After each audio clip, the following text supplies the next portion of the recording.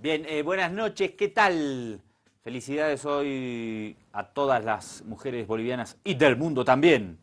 Aunque a mí no me gusta este tema de los días, nunca le doy bola a nada, ni el día del padre, de la madre, del amigo, no le doy bola a nada, soy un desastre. Pero un abrazo grande, que hoy me reclamaron. Usted le da... Saludo a todas las compañeras del canal, a todas las Que hoy tenían mujeres trabajadoras. que hoy tenían asueto y las veo acá. Ya le dije ayer, para el periodismo asueto no... Nada, no No existe. existe, sí. Hay ciertas profesiones, oficios donde los días libres no existen. Y que en realidad van a contramano. Los, sí, ¿no? Y Sí, yo me acuerdo de cuando era chico que, por ejemplo, mi papá en Navidad no estaba, en claro. Año Nuevo, porque, digamos, cuando no sale el diario sí sale, Los canillitas, claro, canillitas.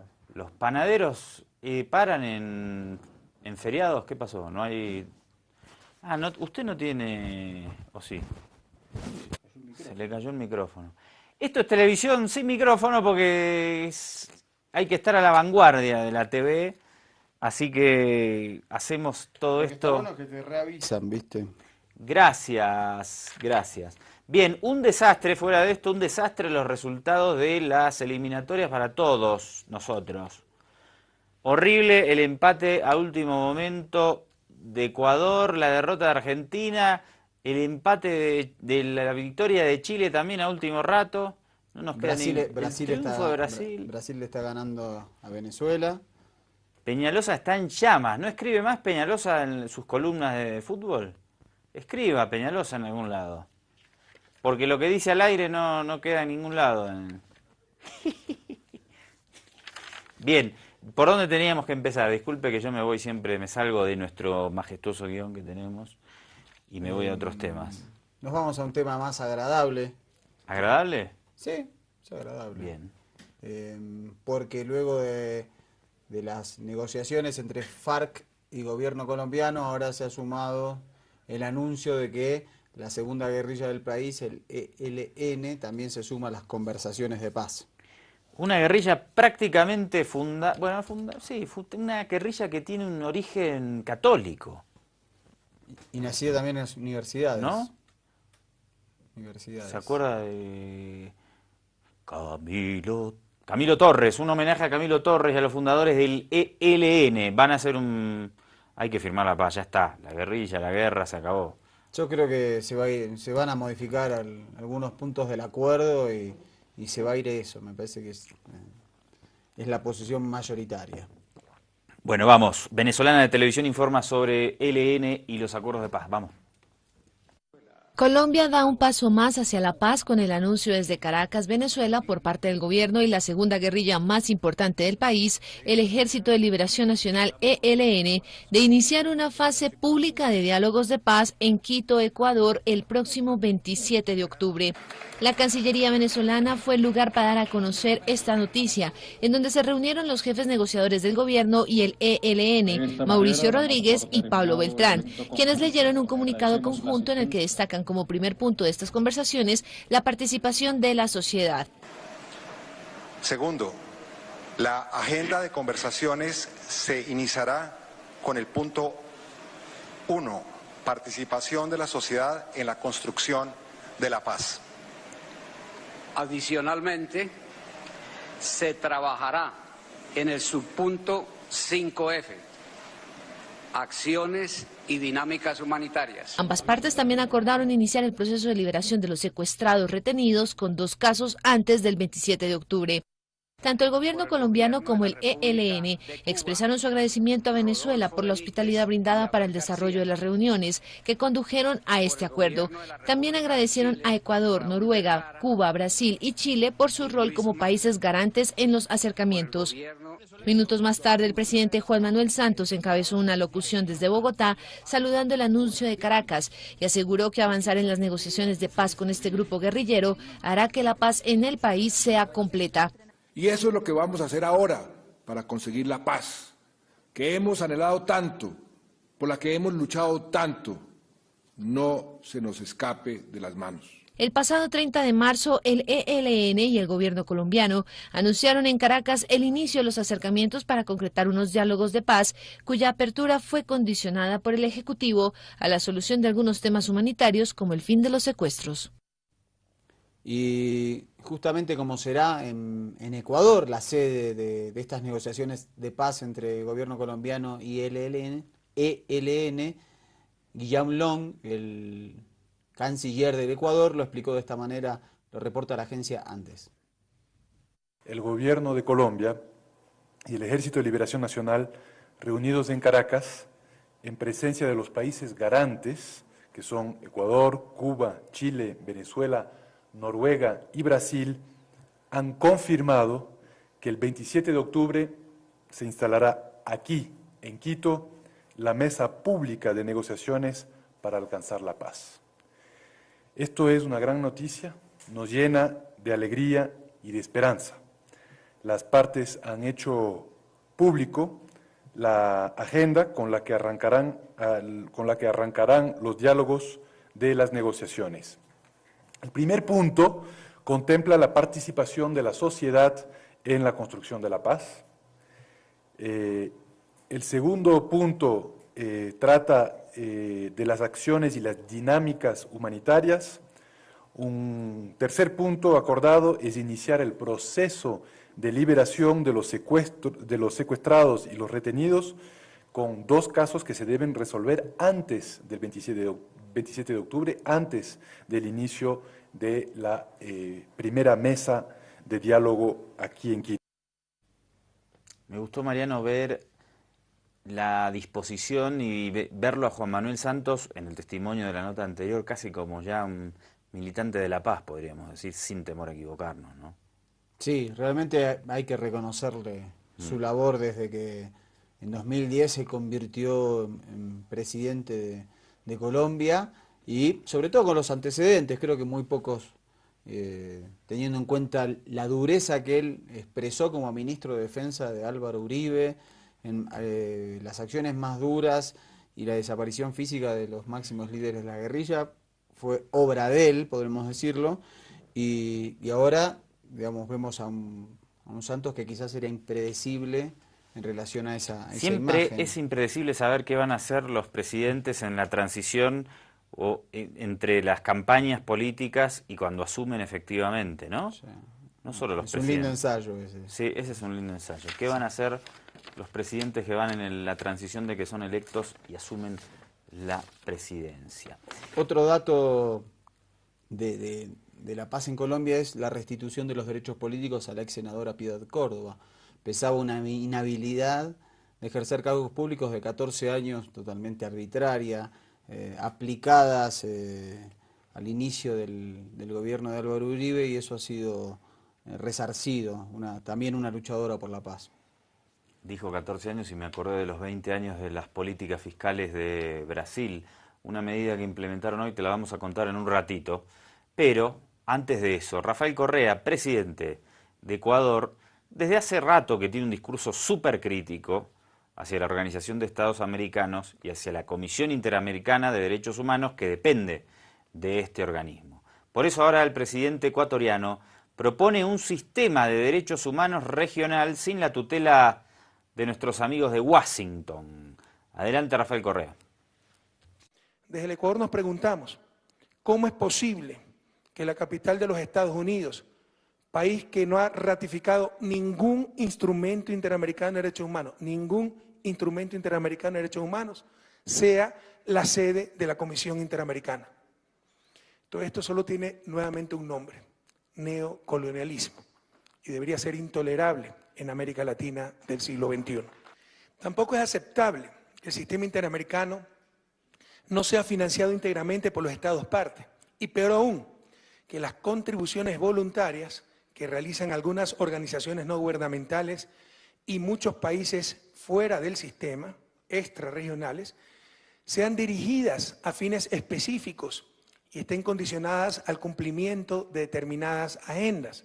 Es la Relatoría Especial para la Libertad de Expresión, cuyo financiamiento viene básicamente de los Estados Unidos, país que, insisto, no ha ratificado la convención, y también viene de la Unión Europea. Es decir, pagan para controlar al resto. ¿Acaso este financiamiento propio, este informe independiente, supone la supremacía de la libertad de expresión sobre otros derechos, por ejemplo, el de las personas con discapacidades? De ninguna manera. Este tratamiento diferente sencillamente demuestra la supremacía del capital detrás de las empresas dedicadas a la comunicación. No podemos aceptar ya la imposición de los principios jurídicos o culturales de las grandes potencias para enfocar los derechos humanos en la región. Ni podemos tampoco aceptar la doble moral de ciertos estados americanos, miembros de la OEA, que no han ratificado la Convención Interamericana, pero deciden sobre su normativa, sobre su institucionalidad, incluso sobre el salario de sus funcionarios. Si no podemos corregir los últimos vestigios de neoliberalismo y neocolonialismo en nuestra América, debemos buscar algo nuevo, mejor y verdaderamente nuestro. Por ejemplo, la propia Comisión Interamericana es innecesaria. En el sistema europeo no existe comisión, tan solo existe corte. Esa Corte Interamericana, compuesta por jueces profesionales y con sede en Costa Rica, país que ha firmado todos los instrumentos interamericanos de derechos humanos, como Ecuador, puede y debe tener las funciones de promover los derechos humanos y juzgar los atentados contra estos. Como entendemos muy bien que por los intereses creados, los juegos geopolíticos, lo anterior es difícil de lograr, probablemente ya sea hora de tener un sistema latinoamericano de derechos humanos. Todo está listo, porque básicamente somos los países de América Latina los que hemos ratificado el Pacto de San José y en consecuencia somos los únicos que reconocemos y nos sometemos a las decisiones de la Corte Interamericana. Un sistema latinoamericano de derechos humanos, digno, coherente, justo y nuestro. Bueno, a ver quién recoge el guante. Acá, yo mientras escuchaba a Correa, creo que hay uno de los grandes problemas que tienen los líderes de los procesos de cambio, es que me parece que las propuestas van mucho más adelante de lo que posteriormente la realidad te impone, ¿no? Porque ¿cuánto hace que vemos a Correa y al gobierno boliviano también criticar la Organización de Estados Americanos, a Venezuela también, que hay que salirse, y no nos salimos? Entonces hay como una y el tema es cómo cambias esas superestructuras. Es muy difícil. O cómo armás otras paralelas y las abandonás.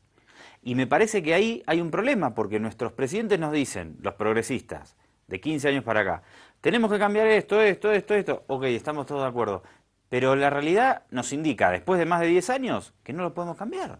Y que ahora es más difícil aún. Ahora es más difícil, claro. Porque antes tenías por lo menos un contexto en el cual te permitió crear la UNASUR, crear la CELAC, crear otros organismos de integración regional que justamente intentaron anteponerse a la OEA. Y eso pero eso te genera un problema de gobernabilidad, porque la gente dice, estos presidentes, puntualmente en cada país, ¿no? Vinieron y nos dijeron que iban a cambiar esto, y que había que cambiar esto y esto otro. Y no lo cambiaron. Y no digo que sea difícil, claro, ya te excede. Por eso no le estoy echando la culpa a los presidentes, pero es un problema. Porque si vos venís y me decís que hay que cambiar algo y yo estoy de acuerdo, después de 5 años quiero que se cambie. Y hay una burocracia y un sistema, un statu quo tan poderoso que en muchas cosas no se ha logrado cambiar casi nada. No, imagínate que existe, por ejemplo, en Naciones Unidas, el Consejo de Seguridad, tiene 15 miembros, algunos que tienen rotaciones, son permanentes, y tiene los 5 miembros permanentes, que son las grandes potencias. Estados Unidos, Rusia, China, Inglaterra y Francia. Y con el veto de uno se puede paralizar cualquier iniciativa dentro de Naciones Unidas. Es muy arbitrario. Eso también se discutió, que hay que democratizar la ONU. Claro. Y cuando hubo una crisis económica en 2008, se dijo que el Fondo Monetario Internacional había cometido muchos errores y que debía tomar nota, y ellos habían dicho que iban a tomar nota y que iban a corregir. Pasa que esos organismos, ¿quién los financia? Gringolandis Los principalmente. estados, pero todos los estados financian. Sí, pero los más poderosos ponen más. Claro, y entonces bueno. dicen, elijo yo. Sí, exactamente, pero todos los estados, digamos, para Naciones Unidas, para la Organización de Estados Americanos, para Mercosur, para todos los estados ponen dinero para ese funcionamiento, para los BRICS, para cualquier organismo de integración regional, ya sea económico o político. Y eso te marca, efectivamente, porque hay una decisión política ahí, de seguir sosteniendo esos organismos. Me parece que a ver qué pasa con Antonio Guterres, el portugués, que se acaba de convertir en secretario general de la ONU, y me parece que nos puede quizás en los próximos 5 años mostrar algunos cambios en Naciones Unidas. No era un candidato que quería Estados Unidos, quería un candidato títere que iba a ser Susana Malcorra, la canciller argentina, porque quería vaciar un poco de contenido a la ONU para que no esté tan limitado su accionar. Y me parece que ganó la Unión Europea con esa decisión. Hablábamos del Fondo Monetario justamente porque hoy hubo un comentario sobre Brasil. Vamos a la tapa del día, por favor.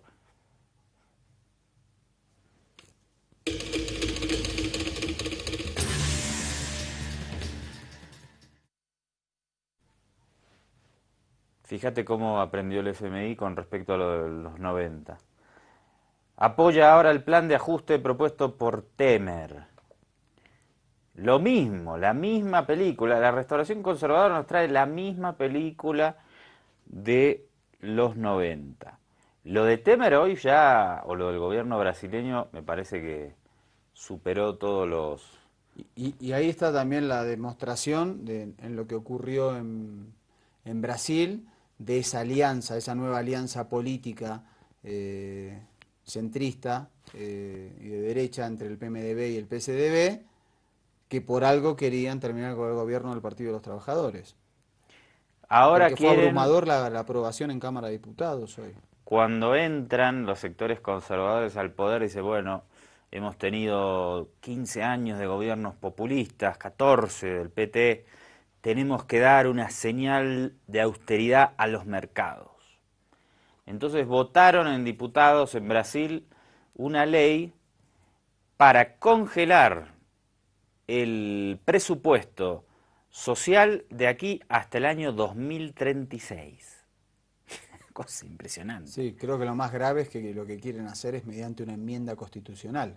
Impresionante. Que es lo que hicieron en España el Partido Popular y el Partido Socialista Obrero Español, entre gallos y medianoches, hace ya un par de años, para en la sacrosanta Constitución española permitir el ajuste. Vamos a ver una pequeña notita de Telam desde Argentina, dale. O presidente Michel Temer recebeu com grande satisfação o resultado da votação de hoje na Câmara dos Deputados em uma antevéspera de feriado, quando se verificou uma frequência extraordinária. A aprovação em primeiro turno da proposta de emenda à Constituição pela maioria expressiva de 366 votos é sinal claro do compromisso do Congresso Nacional com a recuperação do equilíbrio fiscal e com o resgate da responsabilidade na gestão do orçamento público. A emenda hoje aprovada permitirá, uma vez em vigor, proteger a economia brasileira da irresponsabilidade fiscal e colocar o país nos trilhos do desenvolvimento com equilíbrio, com base no princípio que todos entendem, que cada família segue em sua própria casa, de que só se pode gastar o que se arrecada. É importante sublinhar que a busca do equilíbrio das contas não é um fim em si mesmo, mas é um meio para a retomada do crescimento, para a redução das taxas de juros e para o aumento do emprego. A emenda não retira nenhum dos direitos garantidos pela Constituição e preserva os gastos justamente nas áreas de saúde e de educação. Perfecto. Bueno, si le sale bien, métanle. Ya, a raíz de esto, Temer expresó su satisfacción y además dijo que no le importa ser un presidente impopular. Y no, si no necesita votos para llegar. Exactamente. Ya sabe que lo es, me parece que lo que a él le interesa es estar cumpliendo pero ya es un poco exagerado, este legado a estos poderes fácticos del mundo que nunca pagan sus errores. Jamás, nunca pagan nada. El Fondo Monetario mandó a la quiebra a muchísimos países sobre todo del tercer mundo, pero... Y para quedar bien con Pagar, no ellos pagar ahora, nadie. después de todas esas experiencias que ya conocemos largamente, dice, bueno, no vamos a destinar ni un real más al presupuesto social hasta el año 2036. Porque puede decir, bueno, hasta que termine nuestro mandato vamos a tener austeridad fiscal, ok. No, quiere hipotecar o ponerle un cepo a la economía social del país por 20 años. Buenísimo. Esto es Aparte, impresionante. en un país de 200 millones de habitantes. Impresionante, y es un dato que, claro, no me importa porque nadie me votó y no tengo que ir a revalidarme en las urnas. Pero hay otro dato que va a ser complicado y esto necesita represión, claramente. Ahí hay que ver qué No, dice... ¿sabes por qué necesita represión? Porque el Partido de los Trabajadores incorporó a la clase media a unas 40 millones de personas. No podemos decir que es una clase media ya consolidada, sino que está agarrada con alfileres, tiene que ver mucho con asistencia social, y si vos empezás a recortar por todos lados, hay devaluación, el salario real cae, dicen que el salario mínimo también lo van a reducir, vas a reducir, esa gente vuelve a caer a su estado anterior. Ok, pero hay que ver si salen a movilizarse. Hay que ver cuando te sacan... Por eso digo, me parece que... No sé, no tengo idea, a lo mejor sí, a lo mejor no. Predecir procesos sociales ya... No, es imposible, pero me parece que a la larga cierra con represión. Es muy... Porque vos no te quedás pasivamente viendo cómo te sacan tus derechos, me parece. Y miremos lo que pasó... A lo mejor Para eso vienen las dictaduras, a lo mejor, ¿no? Te quedás 5 años o 10 y después explotás, como pasó en la década de aplicación del neoliberalismo. Por supuesto, claro. Sí, sí. Bueno, se abre una nueva etapa, evidentemente, y nosotros cerramos acá una mini etapa que es este primer bloque de Ojo con los Medios. Todos los solos, juntos debemos caminar, no estamos solos, no debemos acompañar y Javier Ayala. Bueno, como Javier Ayala le queda chica a los gringolandis, dice que ahora quieren conquistar Marte. Sí, se quieren asociar con empresas privadas para en el año 2030 enviar a gente a Marte, y por eso ya está anotado nuestro camarógrafo Maduro. 2030... Pero entonces Maduro es un agente gringolandis infiltrado acá. Y tiene toda la pinta. Agente colonizador de Marte. Sí, esos bigotes falsos, esas gorritas que usa. A ver, vamos a ver la nota, por favor. Estados Unidos se lanza a la conquista de Marte. La Casa Blanca se ha fijado un ambicioso objetivo en alianza con el sector privado, que en 2030 un humano ponga un pie en Marte, escribiendo así un nuevo capítulo de la historia de Estados Unidos en el espacio. El presidente estadounidense Barack Obama ha adelantado que ya se está trabajando en la construcción de nuevas naves que puedan transportar y garantizar la supervivencia de astronautas en misiones de larga duración. Llegar al planeta rojo, situado a unos 225 millones de kilómetros de distancia de la Tierra, supone un importante desafío técnico al que desde hace años aspiran varias empresas. El pasado mes de septiembre, la firma aeroespacial SpaceX presentó un plan para construir una colonia humana en Marte. ¿Quiénes son las empresas estas, sabes? ¿Quiénes serán? ¿Quién está interesado en invertir en Marte? Yo creo que hasta que la idea es lo que genera el primer hombre pisando Marte. ¿Será lo Maduro? Que genera económicamente sería impresionante. Porque además sabemos que pisa pero no vuelve. Eso es espectacular. Sí. No, y aparte va a colapsar Marte con la llegada. Pero yo vuelvo. Yo te pago el pasaje de vuelta si llegás. A ver cómo... Te lo... voy a Boa y ahí te lo mando. Te lo anoto, pasame la dirección de Marte. No, te lo voy a comprar pero en Aerosur, Maduro. Eso en Boa. En Lloyd. Sí. Bien, vamos a Perú. ¿Cómo le va a nuestro amigo PPK? Había una pistola que se llama PPK, una Walter, pistola alemana. Bien, no sé a qué viene todo esto, pero bueno.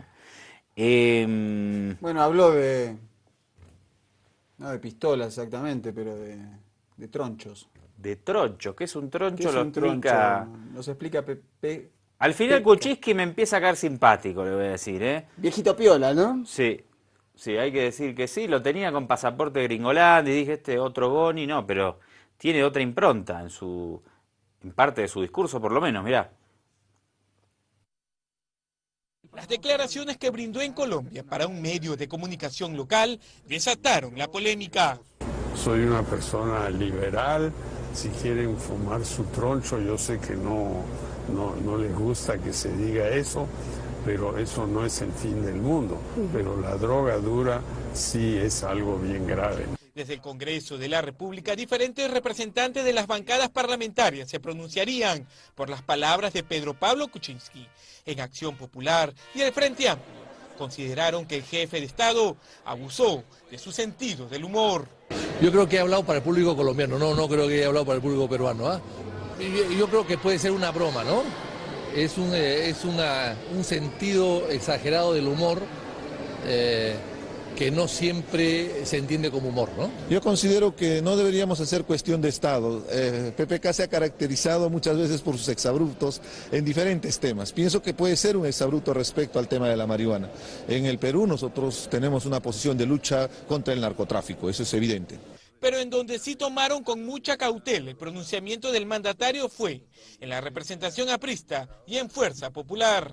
Una declaración de repente en el ámbito anecdótico, al calor de una broma, lo único que impone en la cabeza de los jóvenes es que sí es permisible este consumo, y el consumo alimenta una demanda, y ya cuando la demanda se extiende, evidentemente ya estamos en una situación un poco ilícita. El presidente Kuczynski debería ya adoptar la actitud que debe tener como presidente de la República y dejar ese tipo de declaraciones de lado. No estamos en campaña política, no hay que hacer bromas en ese sentido, sobre todo en un país que tiene el gran tema pendiente que es la lucha contra el narcotráfico. Según Devida, órgano adscrito a la presidencia del Consejo de Ministros, la marihuana es la segunda sustancia de abuso reportada en el sistema de la Red de Información de la Demanda de Tratamiento, ubicándose después del consumo de bebidas alcohólicas. Bueno, a mí me parece siempre interesante cuando hay una persona con poder, obviamente un presidente es una persona muy poderosa, instala temas de debate público que combaten esta gran hipocresía en la que solemos vivir, ¿no? Siempre decimos acá, ¿cuántas personas llegan después de fumarse un cigarro de marihuana y se violentan contra las mujeres, por ejemplo? ¿Y cuántos hombres llegan el sábado borrachos a la casa y golpean a sus mujeres? Creo que hay que debatir estas cuestiones, no es que uno tenga una posición absoluta, ¿no? Pero es interesante que se pueda debatir. Nosotros siempre decimos, estamos a favor de la legalización de la marihuana, o si no, ilegalicemos también el alcohol. No seamos hipócritas. Yo creo que aparte lo repitieron acá varios representantes del pueblo peruano, que estaba mal lo que dijo el presidente Kuczynski porque hay que luchar contra el narcotráfico. Son cosas diferentes, Claro. y me parece que... Y justamente, me parece eso que es grave que legisladores no entiendan que personas decidan de manera voluntaria y personal consumir drogas, marihuana o la que sea, es una decisión personal. El narcotráfico se combate de otra manera, porque el negocio del narcotráfico Pero el debate... no lo realiza, digamos, un pibe que se compra 2 cigarrillos de marihuana. Pero el debate sobre el narcotráfico también es interesante, porque es cierto, si con las leyes que hay en la mayoría de los países, tenés que acudir a instancias ilegales para conseguir un cigarro de marihuana. Esto también es discutible. El expresidente mexicano Vicente Fox dijo, la lucha contra el narcotráfico la hemos perdido, tenemos que hacer otra cosa. Esto también hay que debatirlo, ¿eh? ¿Cómo se hace para luchar contra el narcotráfico? Digo, aparte en México el narcotráfico ha infiltrado instancias altísimas del Estado de ese país. Está claro que la represión que ejercen en general los países terminan con, por ejemplo, el la mayoría, el 75% de las mujeres que están presas en distintos países del mundo, es un promedio general, están por menudeo de drogas. Porque en general transportan drogas en sus estómagos, conocidas como mulas. Está bien, y esas pero personas son víctimas. por eso, si vos, por ejemplo, en Uruguay legalizaron para cierto tipo de usos el consumo de marihuana. Eso afecta a la mafia del narcotráfico, no la beneficia. Igual que lo que hace Holanda. Claro, entonces eso hay que discutirlo. Está bueno que el presidente del Perú plantee este tema. Y los otros todos que se escandalizan, bueno, ya... Porque además, a ver, en Estados Unidos, por ejemplo, Estados Unidos es el principal país consumidor de drogas del mundo. Y de repente no tiene zares de la droga. No tiene carteles de la droga. Los únicos carteles que hay están del río Colorado para abajo. ¿Quién distribuye dentro de Estados Unidos esa situación? Además me parece que dar un debate sobre la droga, dar un debate sobre la despenalización es lo mismo que la despenalización del aborto. Los países que han despenalizado el aborto han bajado a cero la tasa de mortalidad de mujeres que tienen que hacerse abortos clandestinos en condiciones muy complicadas. Entonces la despenalización permite salvar vidas. La despenalización legaliza, claro. En las drogas pasaría lo mismo. Y ojo que esto no es una apología, que nadie quiera subirse al carro de que esto es una apología del consumo de las drogas. En absoluto. Hay, ya te contamos, varios líderes mundiales que ponen en duda, porque además se evidencia que la lucha contra el narcotráfico, como se da en la actualidad, fracasa. Entonces hay muchos líderes, y no precisamente progresistas, como el caso de Vicente Fox, que dicen, bueno, a ver, tenemos que buscar nuevos mecanismos. Calderón también lo ha dicho. Felipe Calderón también. Sí, Felipe Calderón lo ha hecho. Pepe Mujica se ha pronunciado por...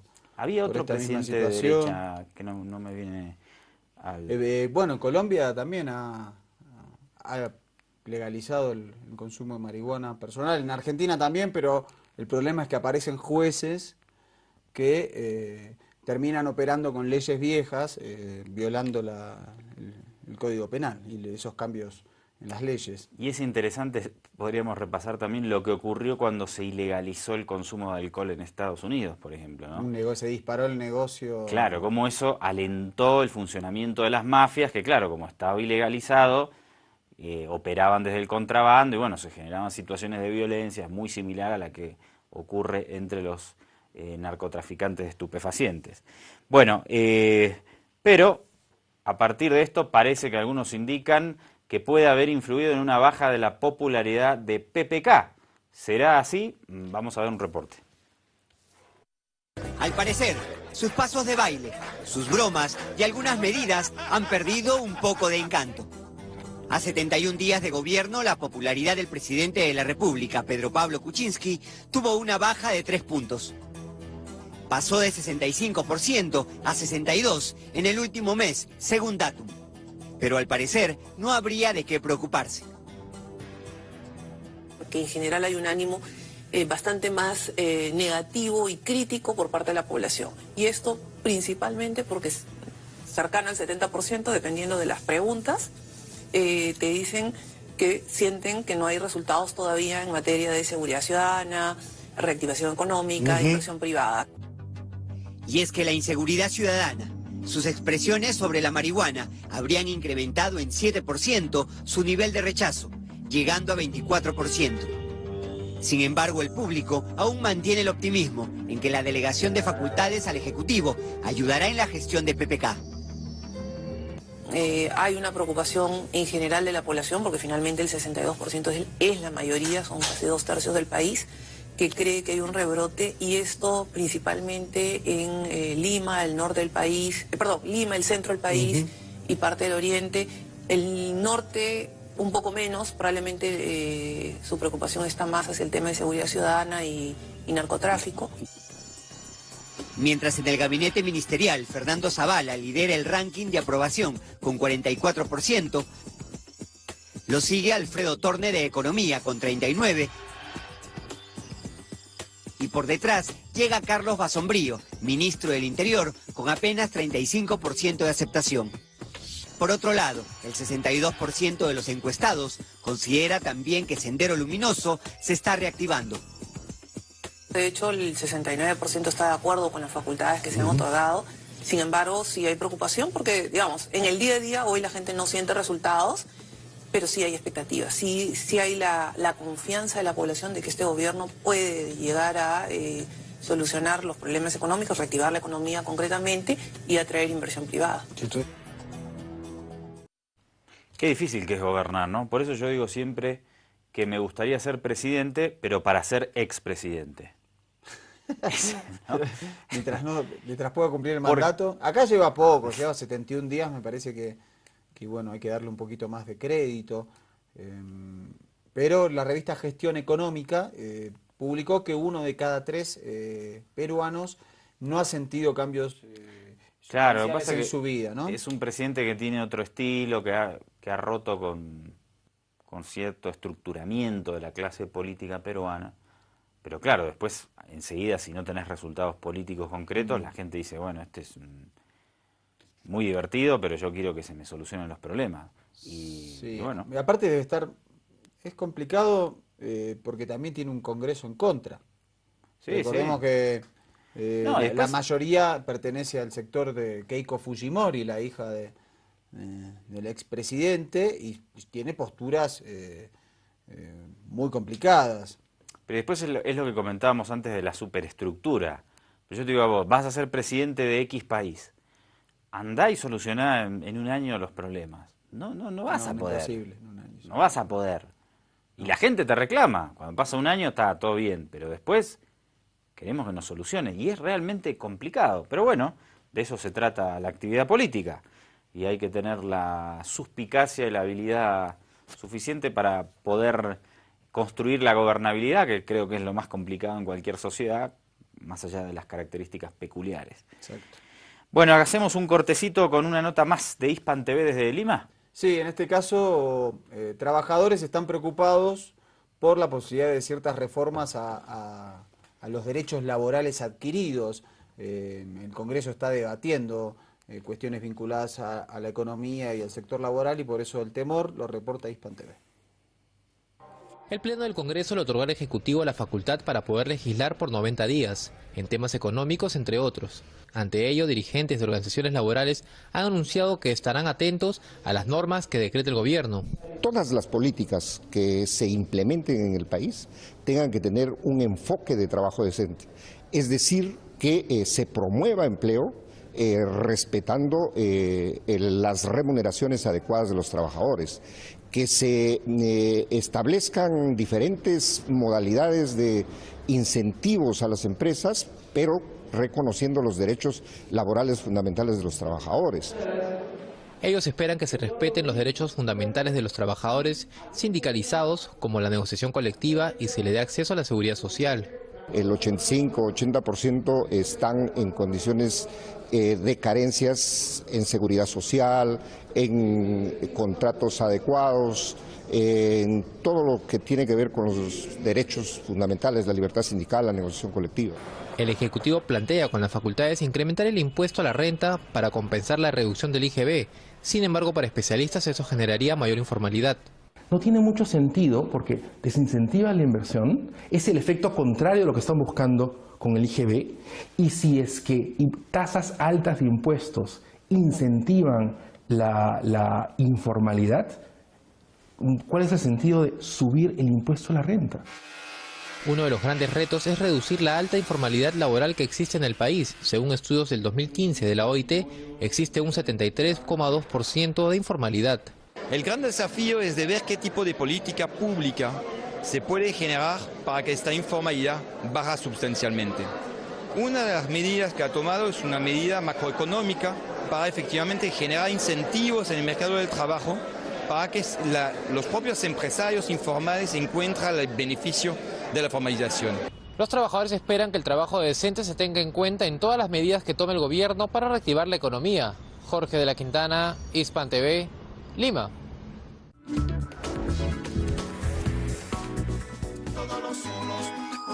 par de años, ¿no? Y sí, y si no volvés, y si no puedes volver. Bueno, estamos... Seguimos debatiendo sobre la ida de nuestro camarógrafo Maduro a Tenemos a Marte. todo organizado ya. Bien, y bueno, cambiemos de onda porque lo que viene es muy desagradable. Sí, bueno, y me después parece, volvemos un poquito a la buena onda, dale. sí, me parece que es una demostración de que las redes sociales se han convertido en un lugar de mucha impunidad y donde las personas dicen cosas que están completamente contrarias al sentido común, ¿no? ¿Qué le pasa a la gente en las redes sociales? Es bien raro, ¿no? Yo creo que sienten que pueden liberar las frustraciones, una especie de todas las estadio. toxinas negativas, como que dicen, ahí hay una impunidad para hacerlo, me parece. Fíjate lo que pasó en España, un reporte de la televisión española, muy feo. Tiene 8 años y el sábado vivió su tarde más grande en la Plaza de Toros de Valencia. Algunos de sus toreros favoritos le dedicaron una corrida benéfica, toda la recaudación para ayudar a curar el cáncer infantil, como el que sufre Adrián. Horas antes de ese gran momento, nos contaba esto. Es una ilusión mía que quería que se hubiera hecho siempre y también porque me gustan mucho los toros, es una afición desde pequeñito. Pero no todos entendieron esa ilusión y Adrián recibió algunos mensajes como este en las redes sociales. Llegaban a desearle la muerte y lamentaban su tratamiento. Para mí no merece ningún calificativo ni nada de nada. Si con eso se olvida de la enfermedad que tiene, para mí estoy muy orgulloso de mi hijo. La familia, a través de la Fundación Toro de Lidia, va a denunciar a los autores de esos mensajes ofensivos. Uno, que es un menor de edad. Dos, que está en una situación de enfermedad difícil y grave, lo cual, desde un punto de vista de intención, es mucho más sancionable. Y, en tercer lugar, que se realiza a través de una red social. Los abogados recuerdan el caso del torero Víctor Barrio. Su muerte en julio ha acabado con 10 denuncias por mensajes de ese tipo y a finales de mes está previsto el primer juicio. La cuestión no es toros sí o toros no, dicen los abogados, sino el respeto a la ley. Muchos animalistas y antitaurinos han querido lanzar hoy un mensaje muy diferente a Adrián y han convertido esta etiqueta en lo más comentado del día. Adrián, te vas a curar. Bueno, una esperanza ahí al final. A ver si nos tranquilizamos un poco los seres humanos. Y sí.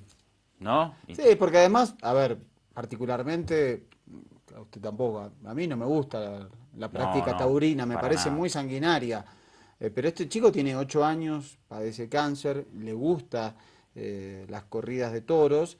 Y ya tendrá tiempo de y tomar tendrá, en todo caso, en algún momento podrá definir que no les gusta, pero por su afición a un niño, desearle que no se cure del cáncer, que se muera, que le vaya mal en su tratamiento. A ver si ponemos el foco un poquito de humanidad, ¿no? Un poco donde tiene que ir, compañeros y compañeras del planeta Tierra y de la Via Yala en particular. Bueno, cerramos con musiquita. Música, nos vamos con un poquito de rock del Paraguay. No traemos tanta música de Paraguay, así que me encanta Paraguay a mí. Sí, usted. Soy fan de Paraguay. Me encanta Asunción y es que me han tratado siempre muy bien en la hermana República del Paraguay. Un abrazo grande. Que viva el Paraguay. Que viva nuestra Via Yala también. Dale, nos vamos con eso. Que con cariños falsos tú me embrujaste y hoy tus besos solo saben a traición. Qué tarde fue cuando vi lo que habías hecho con mi vida, cuando lo único que yo solo quería era estar con vos. Ya salió el sol y la noche dejó rastros de demencia y por tu culpa ya no creo en el amor y no puedo seguir así, no puedo seguir así, no puedo seguir así. No puedo seguir así, no puedo seguir así, tomando vino blanco, papelito y reventón. Qué tonto fui a creer en ti como nunca en nadie, a creer en ti como nunca en nadie. Antes yo creí, pero qué tonto fui, que pensaba que mi destino era contigo y por tu culpa ya no creo en el amor y no puedo seguir así, no puedo seguir así, no puedo seguir así, ay, ay, ay, ay, no puedo seguir así,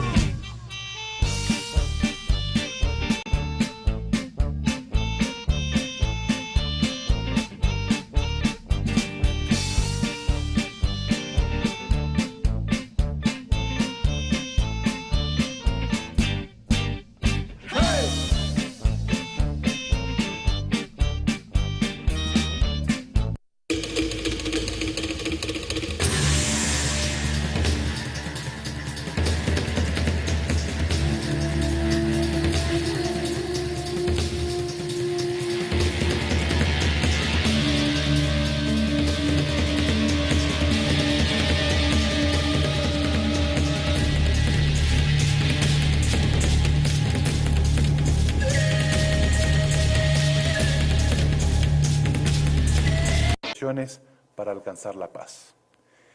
Esto es una gran noticia, nos llena de alegría y de esperanza. Las partes han hecho público la agenda con la que arrancarán los diálogos de las negociaciones. El primer punto contempla la participación de la sociedad en la construcción de la paz.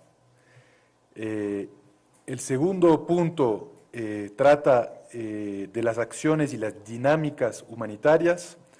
Un tercer punto acordado es iniciar el proceso de liberación de los secuestrados y los retenidos, con 2 casos que se deben resolver antes del 27 de octubre, antes del inicio de la primera mesa de diálogo aquí en Quito.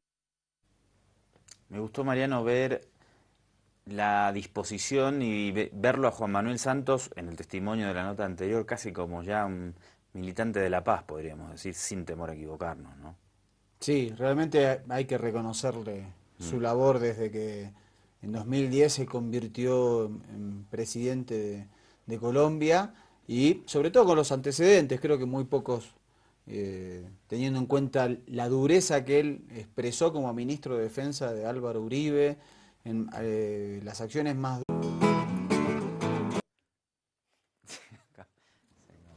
Bien, buenas noches, ¿qué tal? Felicidades hoy a todas las mujeres bolivianas y del mundo también. Aunque a mí no me gusta este tema de los días, nunca le doy bola a nada, ni el día del padre, de la madre, del amigo, no le doy bola a nada, soy un desastre. Pero un abrazo grande, que hoy me reclamaron. Usted le da... Saludo a todas las compañeras del canal, a todas las que hoy tenían mujeres trabajadoras. Que hoy tenían asueto y las veo acá. Ya le dije ayer, para el periodismo asueto no... Nada, no existe. No existe, sí. Hay ciertas profesiones, oficios donde los días libres no existen. Y que en realidad van a contramano. Sí, ¿no? Y sí. yo me acuerdo de cuando era chico que por ejemplo mi papá en Navidad no estaba, claro. En Año Nuevo, porque digamos, cuando no sale el diario sí sale... Los canillitas. Claro, los canillitas. Los panaderos paran en feriados, ¿qué pasó? No hay... Ah, no, usted no tiene... ¿O sí? Se le cayó el micrófono. Esto es televisión sin micrófono porque hay que estar a la vanguardia de la TV, así que hacemos todo esto... Está bueno que te reavisan, ¿viste? Gracias, gracias. Bien, un desastre fuera de esto, un desastre. De acuerdo. También agradecieron a Ecuador, Noruega, Cuba, Brasil y Chile por su rol como países garantes en los acercamientos. Minutos más tarde, el presidente Juan Manuel Santos encabezó una locución desde Bogotá, saludando el anuncio de Caracas, y aseguró que avanzar en las negociaciones de paz con este grupo guerrillero hará que la paz en el país sea completa. Y eso es lo que vamos a hacer ahora para conseguir la paz, que hemos anhelado tanto, por la que hemos luchado tanto, no se nos escape de las manos. El pasado 30 de marzo, el ELN y el gobierno colombiano anunciaron en Caracas el inicio de los acercamientos para concretar unos diálogos de paz, cuya apertura fue condicionada por el Ejecutivo a la solución de algunos temas humanitarios como el fin de los secuestros. Y justamente como será en Ecuador la sede de estas negociaciones de paz entre el gobierno colombiano y ELN, Guillaume Long, el canciller del Ecuador, lo explicó de esta manera, lo reporta la agencia Andes. El gobierno de Colombia y el Ejército de Liberación Nacional, reunidos en Caracas, en presencia de los países garantes, que son Ecuador, Cuba, Chile, Venezuela, Noruega y Brasil, han confirmado que el 27 de octubre se instalará aquí, en Quito, la mesa pública de negociación. Algunos puntos del acuerdo y se va a ir eso, me parece que es la posición mayoritaria. Bueno, vamos. Venezolana de Televisión informa sobre ELN y los acuerdos de paz. Vamos. Colombia da un paso más hacia la paz con el anuncio desde Caracas, Venezuela, por parte del gobierno y la segunda guerrilla más importante del país, el Ejército de Liberación Nacional ELN, de iniciar una fase pública de diálogos de paz en Quito, Ecuador, el próximo 27 de octubre. La Cancillería venezolana fue el lugar para dar a conocer esta noticia, en donde se reunieron los jefes negociadores del gobierno y el ELN, Mauricio Rodríguez y Pablo Beltrán, quienes leyeron un comunicado conjunto en el que destacan como primer punto de estas conversaciones la participación de la sociedad. Segundo, la agenda de conversaciones se iniciará con el punto 1, participación de la sociedad en la construcción de la paz. Adicionalmente, se trabajará en el subpunto 5F, acciones y dinámicas humanitarias. Ambas partes también acordaron iniciar el proceso de liberación de los secuestrados retenidos con 2 casos antes del 27 de octubre. Tanto el gobierno colombiano como el ELN expresaron su agradecimiento a Venezuela por la hospitalidad brindada para el desarrollo de las reuniones que condujeron a este desastre. Los resultados de las eliminatorias para todos nosotros. Horrible el empate a último momento de Ecuador, la derrota de Argentina, el empate de la victoria de Chile también a último rato. No nos queda Brasil le está ganando a Venezuela. Peñalosa está en llamas. ¿No escribe más Peñalosa en sus columnas de fútbol? Escriba Peñalosa en algún lado. Porque lo que dice al aire no queda en ningún lado. Bien, ¿por dónde teníamos que empezar? Disculpe que yo me voy siempre, me salgo de nuestro majestuoso guión que tenemos y me voy a otros temas. Nos vamos a un tema más agradable. ¿Agradable? Sí, es agradable. Bien. Porque luego de las negociaciones entre FARC y gobierno colombiano, ahora se ha sumado el anuncio de que la segunda guerrilla del país, el ELN, también se suma a las conversaciones de paz. Una guerrilla prácticamente una guerrilla que tiene un origen católico. Y nacida también en las universidades. ¿No?